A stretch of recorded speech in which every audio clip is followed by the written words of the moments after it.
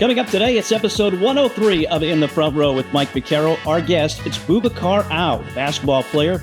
We hear his journey from Senegal in West Africa to East Columbus High School in Lake Waccamaw, North Carolina. From there, 4 years spent at Georgetown University, where he excelled and was a roommate of Allen Iverson. He shares that stories with us, also playing for John Thompson, the Hall of Fame coach. 13 years playing overseas, now back in the Wilmington, North Carolina area as a teacher and head coach of the Hoggard High School girls basketball team, as he shares with us why it's girls and his coaching influences as well. Plenty to get into here. Episode 103 of In the Front Row with Mike Vaccaro. Our guest, it's Boubacar Aw. Well, Boubacar, first of all, thanks for spending a little time with us during the holidays here and right in the middle of your basketball season as well. So I appreciate your time and sharing your story with us, which, for you, a very unique story. When you look at where you started, you were born in Senegal in West Africa and eventually made your way to the States. But let's start in Senegal. What was it like for you growing up there and basketball? When did basketball come into the picture for you? Well, I think by now everybody knows that everywhere outside the U.S., soccer is the most important sport. So just like everywhere else, growing up in Senegal, I was a huge soccer fan. Growing up, we used to play soccer in the street, and that was our daily activity, especially in the summertime when school was out. So just like any other kid, I just wanted to be a soccer player, man. I wouldn't miss a soccer game. So I just wanted to be a soccer player. Obviously, how things goes, all of a sudden I start getting taller and taller, getting bigger and bigger. So, and that didn't stop me. I still want to be a soccer player until somebody just like, hey man, you may want to try basketball. At first I was very reluctant because I'm like, basketball? No, man. It's not fun. I'm in soccer. But I tried it, and I find it to be extreme. It was extremely fun. It was different, and I fell in love with it. How much did you know about basketball when you get that growth spurt? Well, I had nothing, to be honest. And even before basketball, I liked handball. We also play handball. So handball was also another sport that I was passionate about. But soccer definitely. Everybody growing up in Senegal, everybody wanted to be a soccer player, but didn't know much about basketball at all until I stopped playing it. And I'm a very passionate guy. So once I tried it, I liked it. I started, immersing myself into the game, and it became really fun and really, one of my love. When you started playing sports, did you play sports as a way to get to the United States? Is that something that you were looking at first with soccer and then eventually with basketball? Absolutely not. At first, it was fun. I mean, as kids, everything we do is for fun. We don't see that it could probably lead to something more meaningful later on in our life. So I just liked it. For me, it's just passion. It was fun. I liked it, so I was just doing it. Then I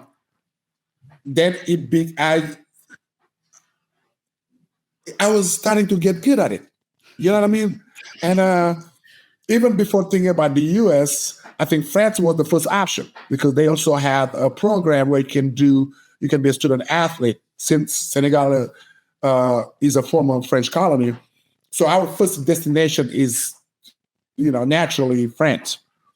So I was looking at France first, then before the U.S., got into the picture, and then I took full advantage of the opportunity. The U.S. got into the picture because Craig Esherick, an assistant coach at Georgetown at the time, he was the one that kind of discovered you. How did that happen? Well, at that time we had this guy called, I'm not sure, you probably know him now. He holds a very high position with the NBA. His name is Gallo Fall. He's the president of NBA Africa. He's definitely has climbed the ladder over the years. So he was working, I think, at that time at Georgetown the hospital. So he had heard about me and my friend, yeah.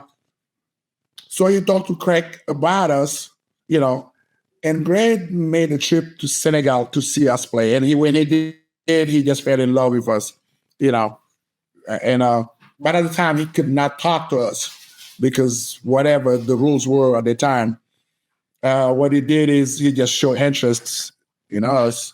And he asked us later on when he came back to the state, he asked us if we were interested. I would say, yeah, I will definitely be. If it's, my dad was very adamant that it has to be something where I would continue my studies.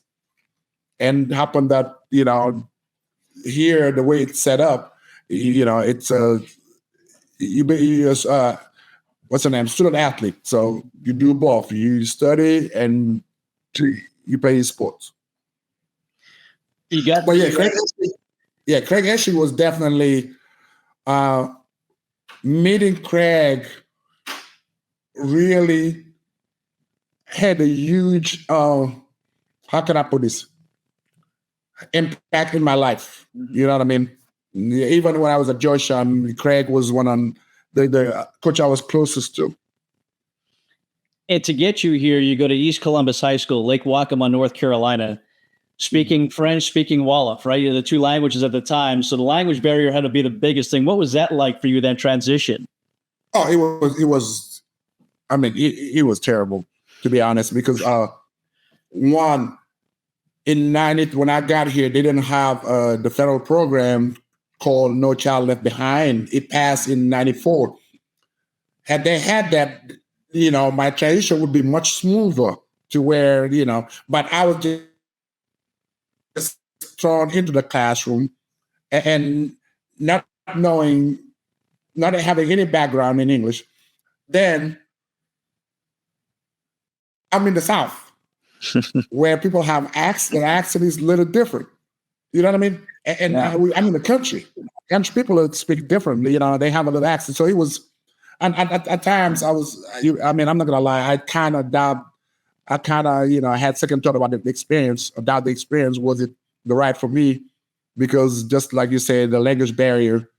But I was very blessed enough to live with a family that really took the time and, to really allow me to adjust in every possible way, and even the school, East Columbus, they really did also. I had a couple of teachers that were very important in my life. I know Miss Jacobs, she would just sit there and we will talk. And Miss Lloyd, the same, she will sit there after school and we will do some English lessons, So I was very grateful. I thought East Columbus was a perfect fit for me. Yeah, part of that was Gary Battle, the coach, who was a teacher and took you in, into that family. What was it like for that, to have somebody, in your coach that you were living with at that time and helping you as well with that transition?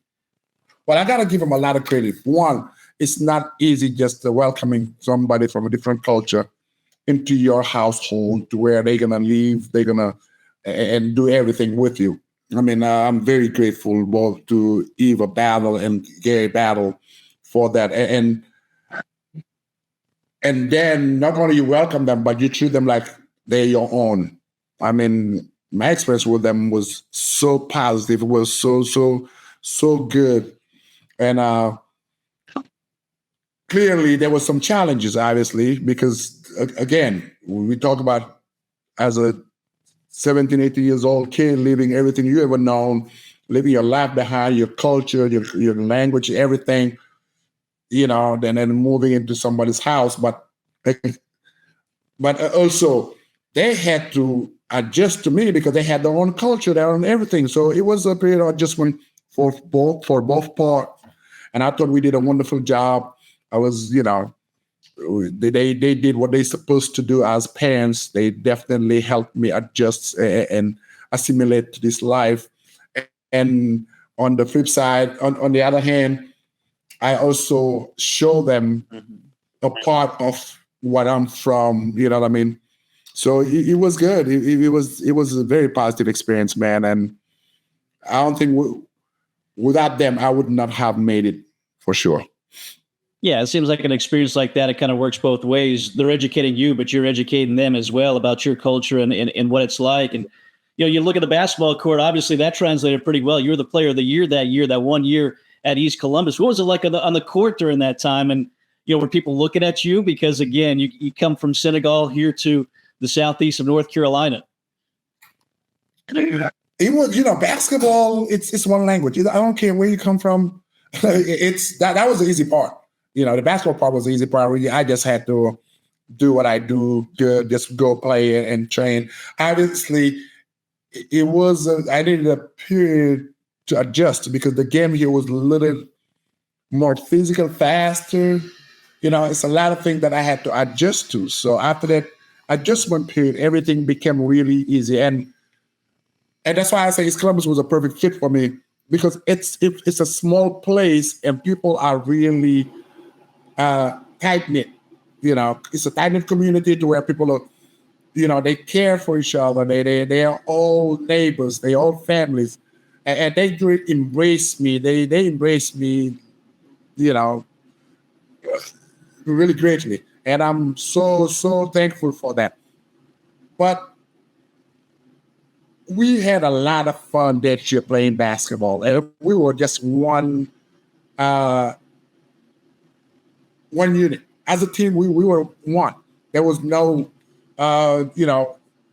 friends, a group of friends over here, group of friends over there. We were all friends. And we step on the court and we play as one. It doesn't matter whose name is going to be in the paper, who's going to be this, that. Our goal was just to be successful and win games. Obviously, they knew that my name was probably going to be mentioned most of the time. I think everybody accepted that. And I felt like, I just regret not winning a championship there because I think they deserve it. And I felt like that year we had a chance to win a championship, but it didn't work out. But East Columbus is always home for me. Yeah, this was 93, 94 for you. And around the corner, obviously, was going to Georgetown. I mentioned Craig Esherick, the assistant coach, the head coach, obviously, John Thompson. So what was it like playing for him? Again, coming from Senegal, I know you got Yaya there with you as well, but what was that like? Man, you talk about culture shock too. I think just meeting him was a culture shock because I usually tell people, I say, I'm not sure if people know how big Coach Thompson is. I mean, you see the guy on TV, but I think the first time I met him, I'm like, my Lord, this guy is a 6'10", 6'11", guys. He's larger than life. His voice, you can hear when he speaks, you can hear his voice just resonate, like deep voice. And, playing for him also did help me a lot because Coach Thompson didn't just coach basketball. He taught you the game, the basketball, the right to play, and he taught you about life. And I tell people, even when I talk to my girls, I tell them, I say, you guys don't realize that, you know how your players, sometimes they give you faces, they make faces at you, they give you attitude. I say, I'm not sensitive, right?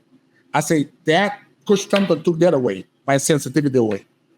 I had to learn not to be sensitive.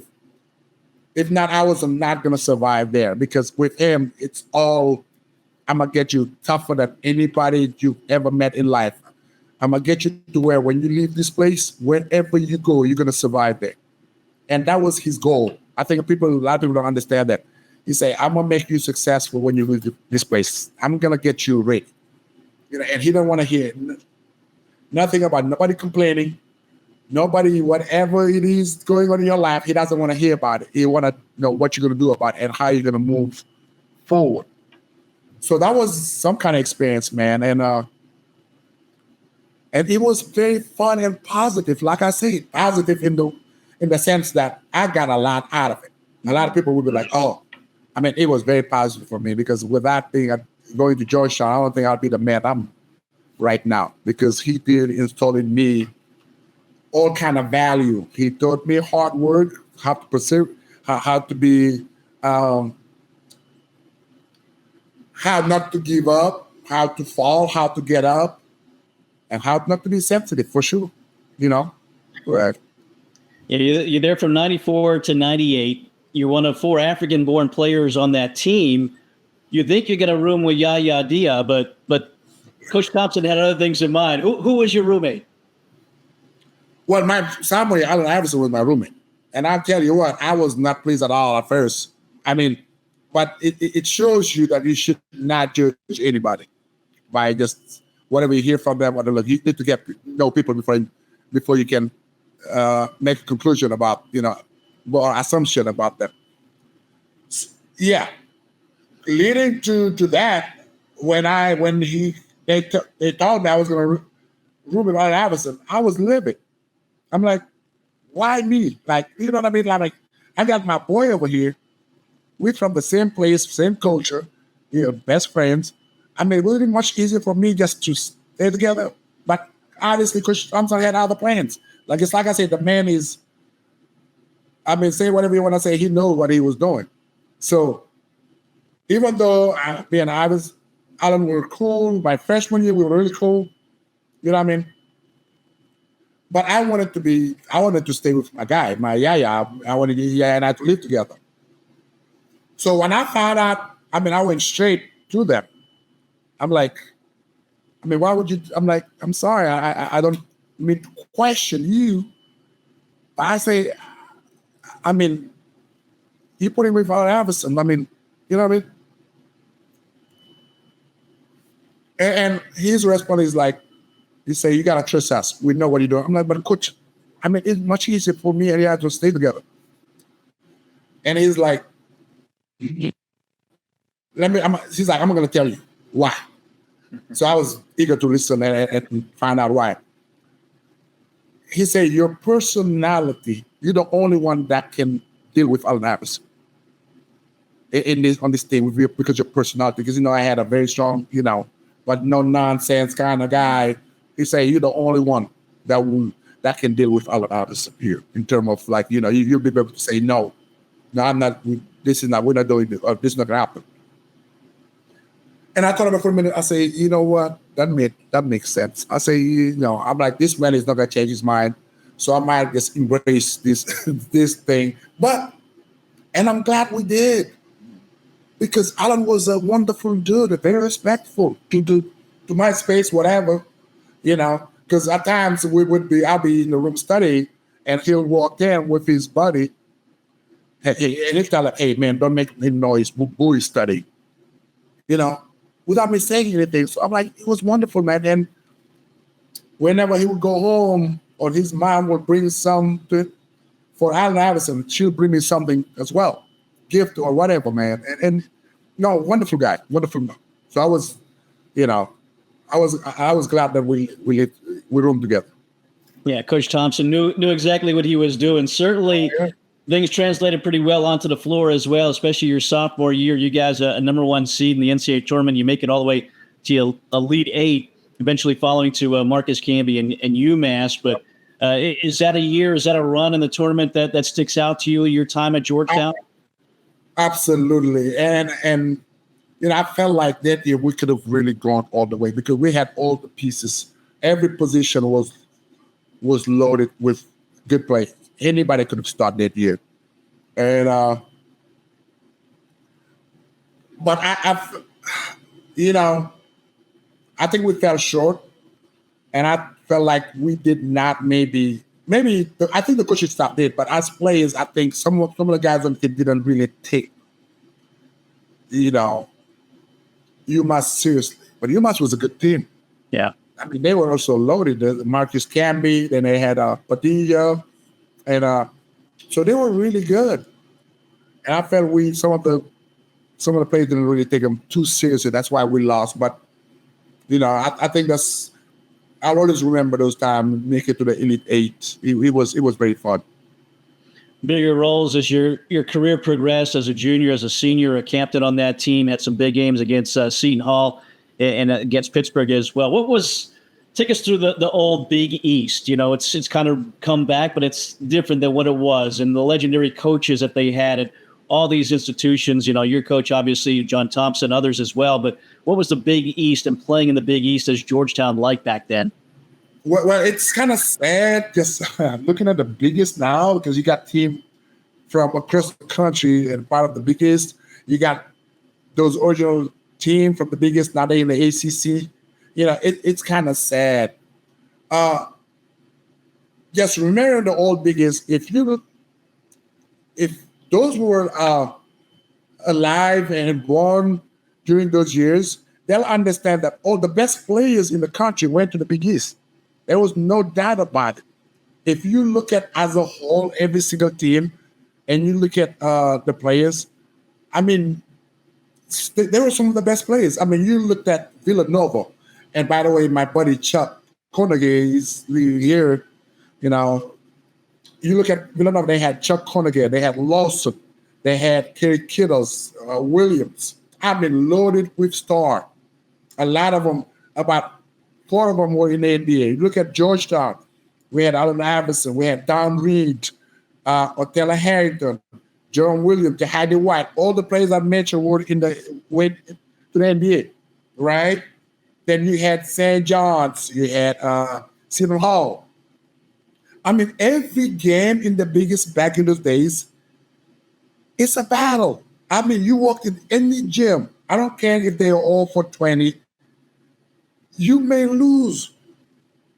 And we knew that. I mean, every game to us, we never, because we're like, oh, again. There was no easy game. Syracuse, I mean, no easy game. And now, looking at the biggest, the way it's set up and how down it is kind of sad. And I have to say that they're going to have to do something because, obviously football is a huge sport in this country. I mean, needless to tell you that. They're going to have to find a balance how they can bring that football money into the biggest. If not, they're not going to survive.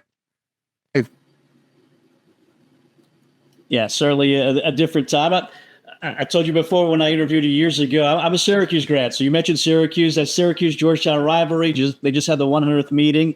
Your Hoyas won that game. But what was that? They were showing, leading up to that, showing some highlights of years past, and half of them were brawls that the two teams had. Put that rivalry in context for our viewers here of, the people talking about Michigan, Ohio State in football, Duke, North Carolina, but Syracuse and Georgetown, especially in the Northeast for basketball, was huge. I mean, it was huge. And that's one place we really hated to go. I mean, literally, Coach Thompson, as well as the players. After your first year at Georgetown, one place you don't look forward to go to was Syracuse. And it seemed like every year they schedule our game in the middle of the wintertime. I mean, you know how it is in Syracuse. I mean, it's white. Then they didn't have their own gym. You got to play in the dome to where half of it, it's freezing. I mean, you walk in there, you see, the only thing you think about, I want to get out of here as fast as I walked in here. You know what I mean? And you looked up, you see about 40,000, 30, 40, 50, 60,000 people, all dressed in orange, just booing you. I mean, you talk about it. I was watching the other day, and I was looking at the stands during the Syracuse-Georgetown game, and there was a lot of empty seats. Yeah. You could never catch that. I mean, the gym would be jam-packed. And the fan were into the game the whole time. And the players know the importance of the game. The coaches know them, but even every game was televised. You know what I mean? But I mean, it used to be a battle. It used to be a battle. I mean, a lot of trash talking. I mean, borderline almost getting into fights. I mean, because when Coach Thompson was there, we had this little bad boy sort of kind of reputation to where Georgetown is very physical. They're going to come here, they're going to push you. And I'm pretty sure Coach Bayham made sure that his player understood that understood that, hey, they're not going to come over here and push y'all around. Yeah, you guys need to, yeah. And so every game every game was physical. And actually, we have one other guy here, Mark Adams. He works here at Hoggard with me, and he's a Syracuse grad. And I was telling him, I'm like, because I think he was on the staff in '94. He said, I think so. Okay. I'm like, well, I said, do you remember one thing about '94? He's like, I'm like, no. I say, we beat you guys at Syracuse. One of my best game as a freshman. I remember, I say we beat y'all really by, I don't know by how many points, but beating Syracuse was always huge for us. It's almost like half of our season. We were just happy to be Syracuse. Yeah, like you said, it's lost a little luster here the last couple of years being in different conferences now. But again, for you, a great 4 years there, and you graduate with honors as well. You come to the United States at 17 without speaking English, and then you go to a great school in Georgetown and graduate with honors. What was that moment like for you when you got that degree? Well, I'll tell you this. My dad didn't really care about basketball very much. My dad only cared about things. I want you to get your education. And I remember when Georgetown offered me a scholarship, and ultimately the letter, was sent also to my family back in Senegal. And Senegal being a French-speaking country, and the letter was in English, obviously. And when he got it, he went to get someone to translate for him. And they kind of told him the wrong thing, because they told him, oh, it would cost this amount of money for him to go to Georgetown. My dad was like, what the heck? Is he crazy? This amount of money? So I had to call and clarify to him, no. I said, this is how much it costs to go to this school. However, this school will cover this because basketball, in exchange, I'm going to play basketball for them. He's like, are you kidding me? He said, they will give you that much money? I'm like, yeah. He's like, well, if they tell you to run once, run twice. If they tell you to do this, like, whatever they tell you, double it. And he meant it. He was serious about it. So, obviously, getting my education from Georgetown was huge. My dad was extremely proud, and that's the only thing he cared about. He didn't care much about me playing basketball or whatever. He said just education, and he was very, very excited. So I was very proud of. I mean, Georgetown is a great school. It's borderline Ivy League school. So I was very proud to graduate from Georgetown for sure. Yeah, again, maybe the influence of John Thompson again for you to be so disciplined to do that and get honors, like you said, for your graduation. So tremendous honor for you to do that. After that, I know you probably want to play NBA. That wasn't there, but 13 years overseas, and you had some really good years in All-Star. What do you remember most about your time playing professionally? Was there always an itch to try to do enough to try to get to the NBA? Yeah, well, so he obviously, it's every player's dream to make it to the NBA. I mean, clearly. But it's such a small amount of players that get that opportunity, privilege, you know what I mean? So I did get to play in the All-Star game, the college All-Star game. That was the Final Four was in San Antonio. So that's where the college All-Star game was. So I got to really enjoy that. But after that, I did not want to stick around. You know what I mean? I think back then they had this little junior NBA. I forgot what it was called. And it was not... It was kind of a junior NBA league. I didn't want to do that either. But I just wanted to play basketball, man.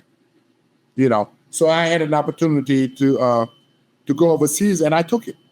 And I never looked back. So because the experience, the thing that I lived there, I would not exchange it with anything. I was I was very happy where I was at. Just like you say, playing for so many years, so many countries. I mean, it was very fulfilling, very fulfilling. And ultimately, my goal was just to keep playing, and I did that. So I never say, "Oh, I wish I had an NBA." No, no, no. It's a very few selected people that get that opportunity. Very few. So, you know, obviously, I did want to play in the NBA, but it didn't work out, and I didn't look back. So yeah, I went and I played. And I think, you know, just meeting people while I was overseas, people with all walk of life, whether they are American, whether they are local, especially Argentina. I still have great friends who I call family in Argentina. It was a wonderful opportunity. The years that I spent in Argentina, the year that I spent in Mexico, they were wonderful because the people that I met, that I call them friends or family or brothers to this day. And for me, that's priceless. You know what I mean? And I always look back in those moments, the moment that I spent with them, and then look back the time that I spent with them, and I always cherish those moments. Yeah, again, a three-time All-Star during your time playing overseas, 1998 to 2011. How did retirement come about? When did you realize, okay, basketball playing days are over, it's time to move on to something else? Well, I think that's probably this, as an athlete, that's probably the saddest part when you realize that, hey, my body is changing.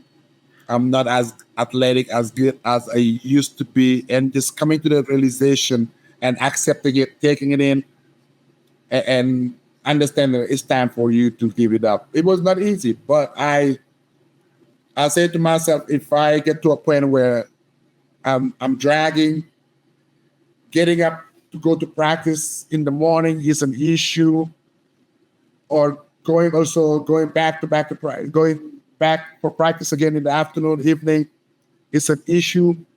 If it becomes a burden, then it's time for me to give it up. And it got to a point where I'm like, man, I don't want to go to practice. So I knew it was time for me to stop, because at that point it was painful. So because I wasn't enjoying it anymore. So I think it was easy. Yeah. Yeah. Sometimes your body tells you it's time. You listen and moved on from there. And you decide to come back to the States, back to the Southeast of North Carolina, the Wilmington area now. Why come back here? What was, your thought process with that? Well, I love this place. And this is home. I spend more time in this area than I spend even my own place, my country. You know what I mean? And my connection was, all the things that I know in the world was here in Wilmington. Now I love DC, but I consider myself a country boy. Like I wanted that kind of a chill life, not that fast life in DC. Even though I still love DC, but I just when I came back, I had no idea. I'm like, should I go back to school, get my master's? Should I, So I was a little confused about what to do, and so I started working and serving, while I was just contemplating what to do, and coaching a little bit at Cape Fear Academy with my buddy, Lauren. And before you know it, I'm like, I ran into this man, and he convinced me that you should be teaching. I'm like, oh, maybe. So I tried it, and I'm still in it. And so it was a very easy transition. It was smooth. I always wanted to still do something with basketball. I just didn't know at what level capacity, you know what I mean? And I think teaching allowed me to still getting involved with basketball and giving back a little bit. Well, you're more than involved with it. Since 2012, you're the head coach of Hoggard High School on the girls' side of things. You won over 200 games in your time, and done some great things there. I guess my first question, why girls? What do you enjoy about that? And who are your coaching influences? Do you look back at Coach Thompson? Do you look back on Coach Battle as influences as you coach these ladies? Well, yes. I think 2012. That's when I started working at Hoggard, and there was a position open, and it was a temporary position, and they hired me to fill in the position, and it just happened during that year. Something, I think, with the coach retired or something, and they asked me. I never really thought about it, but because I wanted to be a team player. You know what I mean? I'm working here. These people give me an opportunity I never thought before, but they still, give me an opportunity. I'm like, right now they need you. I say, yeah. I say, yes, I'll do it. And then honestly, like, that was not my goal. My goal was just, if I wanted to coach, I wanted to coach boy. That's what I know. Yeah, But then when I start coaching the girls, I felt like, I'm like, they're as good as athletes as boys. They're as good as coachable as boys. And they want to be as successful as boys. I say, there is a sense, I think sometimes there's the degree of little sexism a little bit. Because, and even when people tell, when are you going to take the boy? When are you going to coach boys? When are you going to coach boys? So I'm like, I say, girls are as good as boys. And they want to be successful as boys. So I'm not sure what that. So I just started to enjoy it. The girls are very coachable. They listen. They want to be treated just as athletes, just not girls. They just want to, So I enjoyed it. I'm enjoying it. Now, will I ever coach boys? I don't know. I have no idea. But for now, I'm just enjoying coaching girls, and it's been really fun. Well, women's sports is, especially women's basketball, maybe more popular than it's ever been as well. Does that help you, in coaching these young ladies and getting them to listen to you and see what can happen with them in the future? Well, definitely. And I think, Hoggard is, when you talk about Hoggard, it's football, there's boys basketball, lacrosse, so there's soccer. Especially when it comes to the girls, there's soccer, there's girls lacrosse, and maybe volleyball. So basketball always took us backseat to all those sports. So I think for me, it was a challenge. I'm like, all these programs are successful. Can I get get to that level? And I took that as a challenge. I'm like, we're going to get there. We're going to get there. And then I think I've been very blessed to work alongside one of probably the greatest coach. Coach Eric Holly is amazing coach. The guy can be a head coach whenever he wants to. He's very knowledgeable. So I've been very blessed to coach alongside of him. And Coach Jones too. So, and they all have made these things very easy because we all share the same vision when it comes to the program. And obviously, when I first took over, Coach Braswell is another guy that I look up to. I mean, amazing man. Just the way he managed, like his team, how loved he was by his players, and players from all different backgrounds, different races, and everybody. He just loved him, and clearly Coach Thompson as well. What he taught me, as a man, I can carry that to be a coach, and also some of the coaches that I play for overseas, they all have impact on my coaching career for sure. Yeah, for somebody who's been around as long as you have, like I said, you have so many influences, the obvious ones, John Thompson and others, but I'm sure you've had a lot of coaches. And again, looking forward to, to greater success. How much do you bring up your Georgetown days to your team? Do they realize, that the player that you were and where you were in, the Big East and college basketball at the time? I'm not sure they do understand the level of how high level Big East and Georgetown was during those years because they are so young. I think some of them, the fans actually do know, do understand, do get it. But yeah, I think, I try to give them example without really using myself too much so that they can understand, especially when it comes to the mental aspect part of the game, how sometimes, when you try to relay a message to them, you're not being mean. We all have different way of, passing the message along to people. I'm like, I don't have time to be nice all the time because I'm trying to win ball games. I'm trying to get you as tough as possible. So if you expect me to be nice to you all the time, then it's not going to work. Now, how do we get to a point where you're mature enough to get the message, not be sensitive, and move on? And that's what Coach Thompson, did with us, especially those years. And I think my toughest year, and everybody's toughest year, was their freshman year.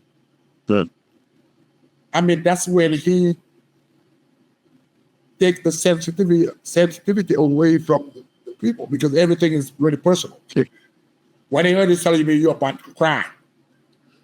So it's because he's very straightforward and he's very tough. He tell you, like, you know what I mean? But after your freshman year, things started, you start saying, oh man, this is it. It's over now. And he used to always tell us, I remember this, I tell my players, I say, you should worry when I don't say nothing to you. When I don't say anything to you, that should be a concern of yours. That means there is no hope there. Now, as long as I'm talking to him, like, trust me, we're good. You're good.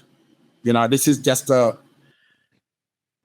it's nothing. I say, I don't have time to sit here and be personal with you young ladies or just players. But when you're dealing with young people, it's either white or black. There's no gray area. There's nothing. It's either he likes me or he hates me. If you praise them, he likes me. If you being critical of them or not play, he hates me. So I'm like, how do we get both ends to come together? How do we get the gray area without just being black or white?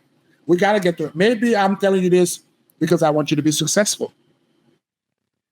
So let's not go to the extreme all the time. Oh, he likes me or he hates me. And I say, no, I don't have time to sit here and hate. No, I say, this is my job and it's up to you, especially those who want to go play to the next level. I say, this has become a business. Being an athlete these days, going to college is a business because the coach got to win games. If not, he's going to get fired. He doesn't have time to love you or to dislike you. It's like, what can you do for me? And now, if we don't prepare you for that, then we're failing you. If we go, you get to college, everything that's said to you, you cry. You go back to your room. You don't want to get out of your room because the coach said, I'll say, you're not going to succeed. I say, you have to go to college with some level of mental toughness if you want to succeed, for sure. Yeah, life lessons, some of them aren't always easy, but certainly it's working out for you. Again, doing great in the classroom, doing great on the court as well. Great success that you're having at Hoggard High School.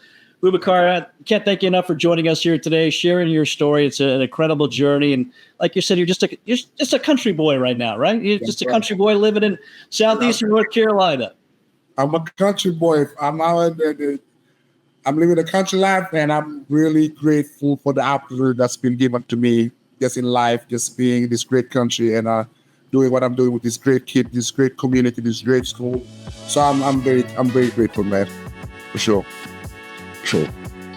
Well, our thanks to Boubacar for spending a little time with us, taking out of his practice schedule to share his incredible story from Senegal all the way through Georgetown into the Southeastern North Carolina successful head coach of the Hoggard High School girls basketball team.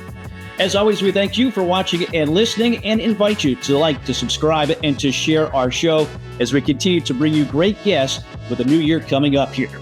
For JR Equipment, our creator, producer, and director, I'm Mike Vaccaro. Thanks for watching. We'll see you next time for another episode of In the Front Row with Mike Vaccaro. Have a great day, everybody.